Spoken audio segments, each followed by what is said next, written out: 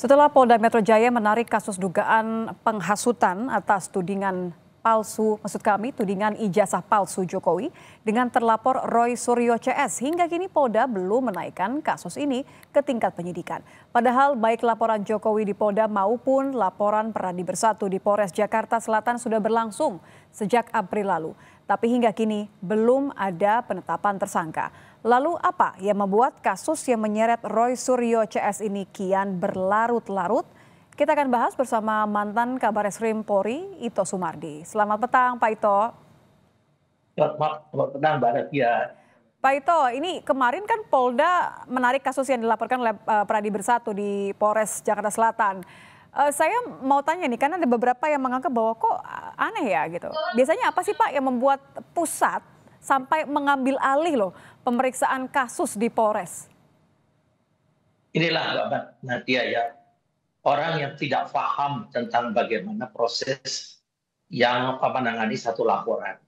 Terutama di sini kan Pak Roy Suryo itu yang membuat lama sebetulnya dia sendiri gitu kan.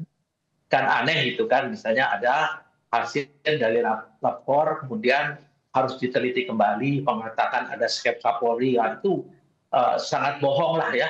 Nggak mungkin Pak Kapolri memerintahkan untuk melakukan uji ulang lapor ya. Karena ini memang yang membuat mereka sendiri. Jadi gini, ini kan sekarang penanganan kasus ini di beberapa tempat. Ada di Polres Jakarta Selatan, ada di Bareskrim, ada juga di Polda Metro Jaya. Kemudian sekarang diambil alih oleh Polda Metro Jaya. Alasannya tentu ada. Pertama adalah menggabungkan laporan dan efisiensi dalam penanganan. Nah, ini ditangani di beberapa tempat. Tapi itu bukan berarti yang ditangani di Polres Jakarta Selatan ataupun di Bareskrim itu tidak menjadi bahan. Nah, sekarang kan masih dilakukan penyelidikan ya di Polda Metro Jaya, mengumpulkan, karena di penyelidikan itu ya Mbak Nitya, itu adalah proses untuk bagaimana menemukan minimal 2 unsur pidana yang cukup untuk dinaikkan ke penyidikan. Nah, kalau unsur-unsur pidananya belum kuat, tentunya kan penyidik juga tidak akan berani untuk menaikkan ketika penyidikan. Kemudian yang kedua adalah lokus deliktinya perkara. Ya. Perkara itu, lokus delikti tempat terjadi perkara kan di wilayah Metro Jaya. Jadi tentunya di sini Polda Metro Jaya harus mengambil alih sehingga ini kasus bisa ditangani baik dari kasus pelaporan dugaan ijazah palsu maupun pelaporan pencemaran nama baik, termasuk penghasutan, termasuk menyebarkan berita bohong di media. Kemudian adanya kompleksitas dan sensitivitas kasus. Kasus ini banyak melibatkan berbagai pihak, termasuk saksi dan pelapor dari berbagai kalangan, memiliki tingkat kompleksitas dan sensitivitas yang tinggi ya, karena juga menyangkut mantan kepala negara. Tentunya kita juga harus berhati-hati. Polda Metro Jaya ini dianggap memiliki sumber daya dan kapasitas serta pengalaman yang cukup memadai untuk menangani kasus-kasus besar dan strategis seperti kasus ini. Kemudian juga ada koordinasi dengan hasil penyelidikan Bareskrim. Memang hasil daripada lapor itu belum menjadi alat bukti. Yang akan diselidiki dulu kan di sana masalah autentifikasi dan mengenai penyamaan ya, yang mungkin ini. Kemudian Bareskrim juga kan setelah melakukan penyelidikan.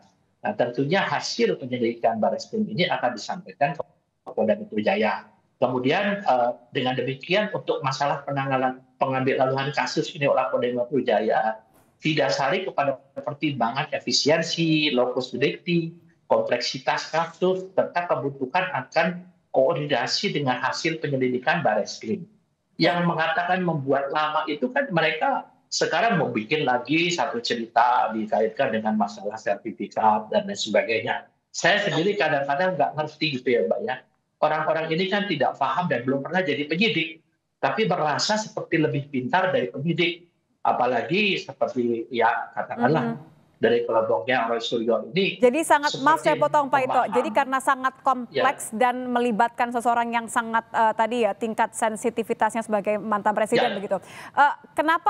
Kenapa terkesan seperti sulit pembuktian bahwa belum ada penetapan tersangka?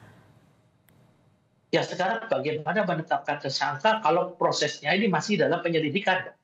Jadi dalam satu proses penanganan perkara sesuai dengan Perpol Kapolri ya, itu mengatakan bahwa dalam penyelidikan itu pihak polisi harus mencari dua unsur pidana yang minimal ya, dua unsur pidana yang terkait dengan dugaan daripada kasus yang dilaporkan.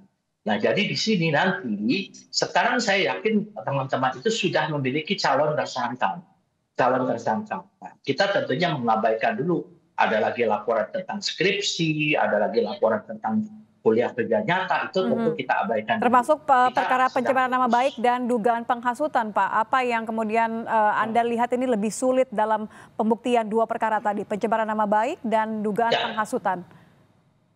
ya, bagaimana kita mau mengusut pencemaran nama baik dan fitnah kalau tidak ada alat bukti yang memenuhi unsur itu kan, Mbak?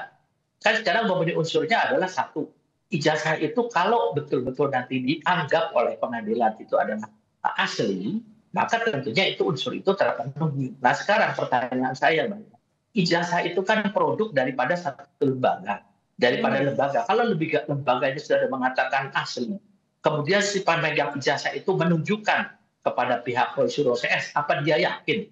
Namanya di mindsetnya sudah itu palsu. Nanti kalau diselidiki oleh Barreskrim, kemudian mereka mengatakan bahwa lapor tidak independen, minta di Baik. Singapura lah, di mana lah. Jadi ini yang membuat lama sebetulnya mereka itulah, Mbak. Hmm. Demikian. Terima kasih mantan Kabar Eskrim Polri Ito Sumardi. Selamat petang, Pak Ito.